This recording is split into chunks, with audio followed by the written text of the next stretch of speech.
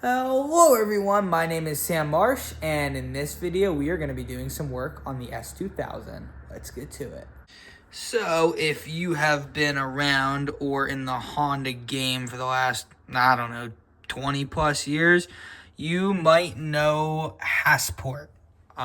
They are a company that, as far as I'm aware, is typically known for producing mounts, solid motor mounts, diff mounts, stuff like that. So, with that being said, my diff mounts are absolutely shot on the S2000. So I got some nice diff mounts ordered in from Hasport right here. Now, these are Hasport's 62A urethane mounts, meaning these are the softest mounts that Hasport makes for the differentials on the S2000.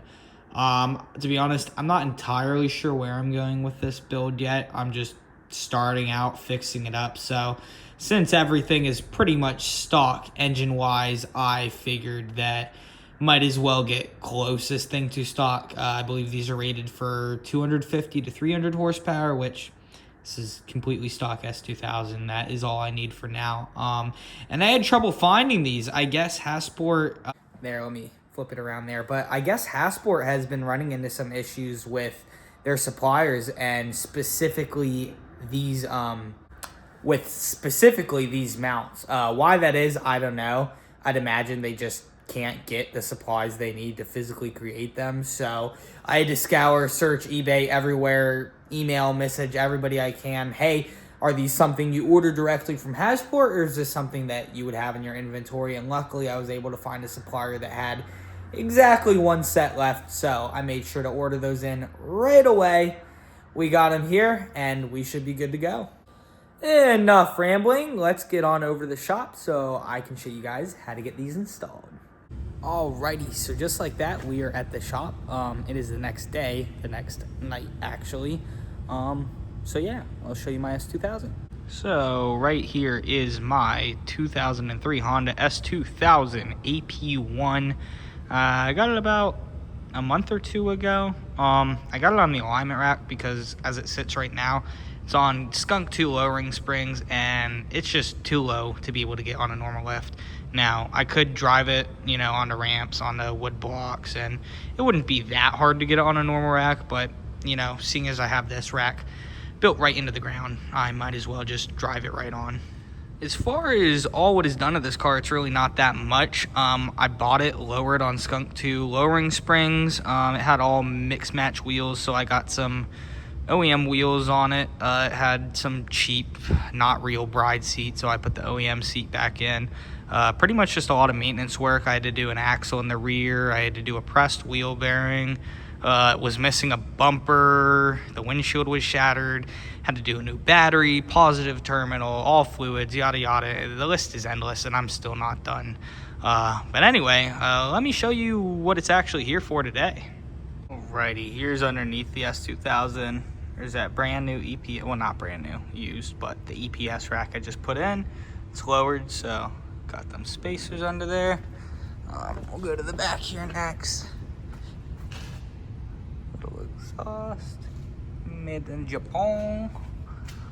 Who makes this exhaust? I'm not quite sure. Oh, there it is. There you go. Like I said, came on the car. Fucking, yeah, we got a lot of shit yet to do. Up there, the lowering springs. Pretty sure I'm gonna switch those out for coils. I'm just a little too low as it sits.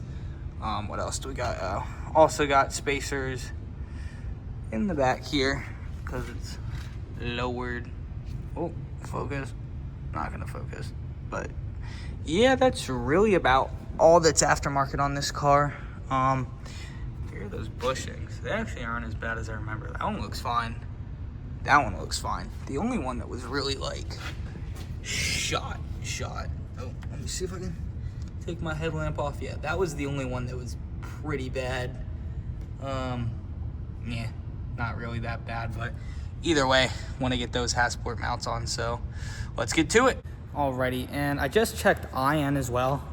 If I didn't mention, I am a technician, by the way, so kind of makes sense, but checked IN. They have a diagram to replace them. they look like cake. So honestly, if you can't do these, you probably shouldn't be working on cars. But yeah, there's no set procedure for these, just a diagram, shows torque specs on everything. I torque everything. You will learn that. But yeah, so I'm just gonna, for lack of better words, I'm gonna free ball this and see how it goes. So first things first, I just wanted to get a stand here. That way, I mean, I'm taking mounts off of this. I don't really know if you need it. I'm just gonna assume. If you want, maybe get a block of wood, put it under there. I'm not really too worried about damaging this diff. I imagine sometime I'm gonna be putting another diff in it anyway. There were metal chunks when I did my diff service, but we'll talk about that later. So yeah, anyway, I'm gonna start with that. Basically get some hand tools. I might start at these ones back here, just kind of see what I can do. Honestly, looks like 1, 2, 3, 4, 5 nuts should slide right out. So you might not even need this, like if you go one by one. So see what happens, I'll let you know.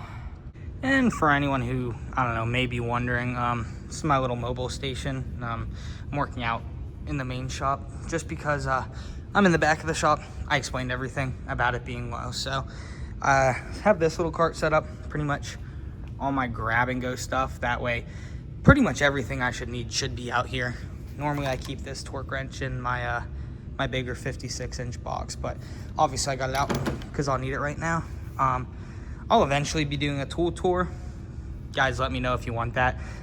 I highly doubt at the time of making this video many people are even gonna watch it. This is a lot for me, and just getting my foot back out into content creating, doing it with Instagram, YouTube, everything. So yeah, I'm sure at some point there'll be more videos about that. But finally, enough rambling. I'm gonna get one of these mounts out and I'll let you know how that goes.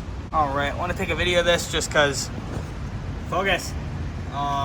What's the point of a video if I don't show you guys?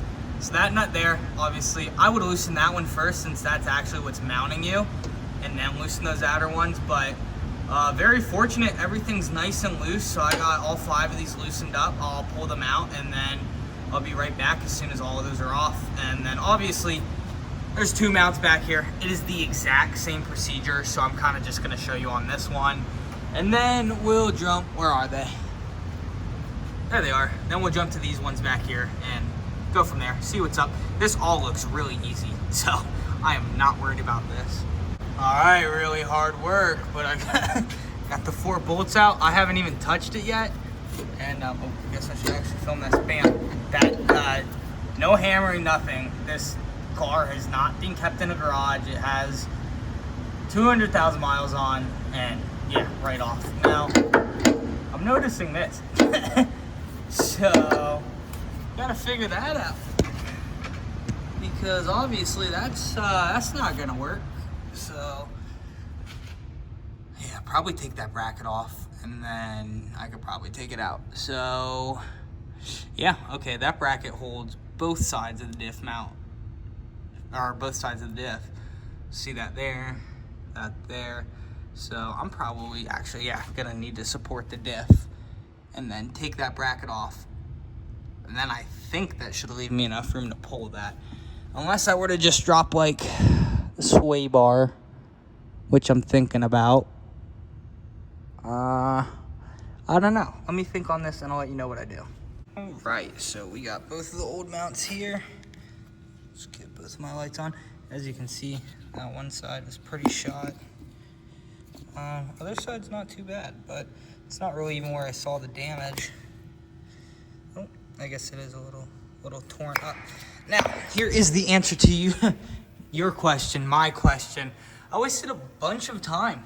As you can see here, loosen up this whole bracket. Once I loosen up that bracket, I thought that was the better way to go, seeing as there were holes up there to remove it. But I loosened that and there's still not enough room, so I had to loosen the sway bar. Just 4 bolts. So yeah, learn from my mistake. Do not loosen that bracket. Don't waste your time. Just loosen the sway bar, all right? Pull the mounts out, pop them on, put the sway bar back on, now you'll be good.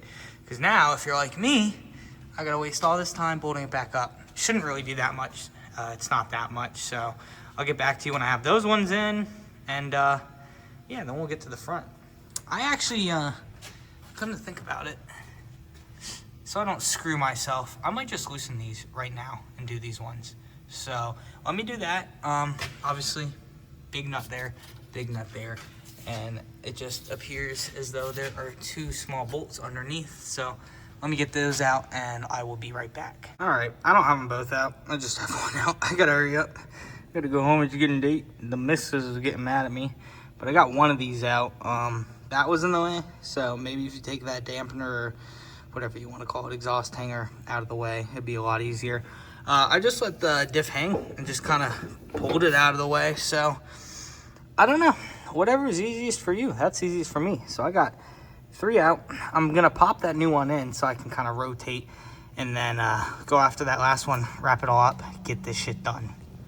All right, I got that one half in, that side completely out. Now that I have all of these out, my best advice would be not to try and do them as sets. Tear them all out as one, put them all in as one. Like, don't tighten anything until they're all in, because you need to wiggle this diff around to get them out. There was that bracket right there was fighting me. Like I said, that hanger there, and those 2 bolts on the inside. Holy fuck, they're a pain in the ass. So good luck with those. Surprise, surprise, 7 o'clock. Here I am. So on the install, on the reaver, obviously, got this side in, this side half in. I learned that I had to kind of cram a swivel in there for the old bolt to get it out. Now the new one is a Allen key, and yeah, there's simply not enough room. So I had to drop a couple things, wiggle this out of the way. Now I should have enough room to tighten that one. So keep that in mind. Drop that, couple bolts, boom, should have enough room. I don't know if this is just like AP1 that is like this, but I'm not gonna lie, this is kind of a bigger pain in my ass than I thought it would be. On the forums, everybody's like, oh yeah, this is cake, this is cake. I thought it was literally just gonna be bolts, bolt, in and out, but it's a little bit more involved than that. Still not the biggest deal, and you definitely should be able to do it without that floor stand, floor pole, floor jack, whatever you want to call it. So yeah, I'm gonna try and finish all this up.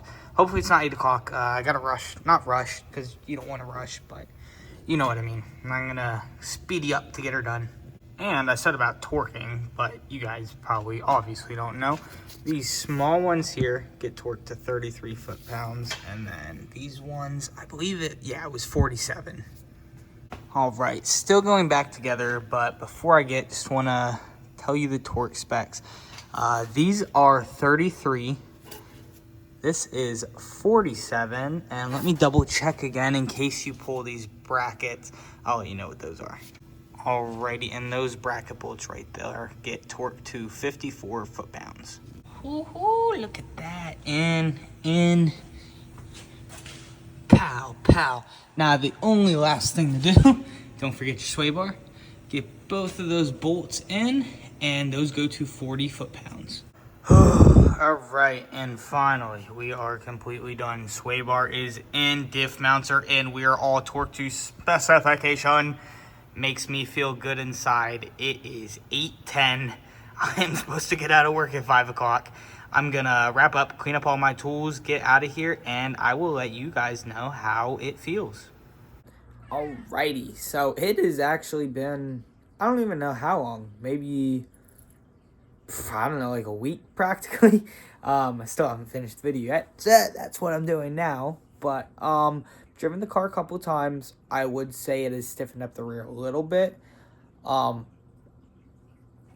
can't say how much exactly without it getting into like placebo territory, but I would say, yeah, it definitely does something. Now, my mounts were pretty bad when I looked at them. They weren't horrible. They were still connected. So, I mean, I don't know how exactly the difference will feel between OEM to them.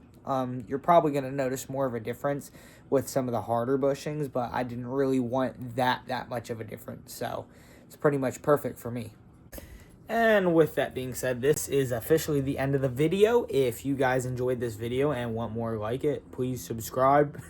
Hit the like button. I'm going to be making more videos like this. Hopefully more of the S2000. I still have, at this time, 4 other cars. Not 4 other cars, 4 cars in total.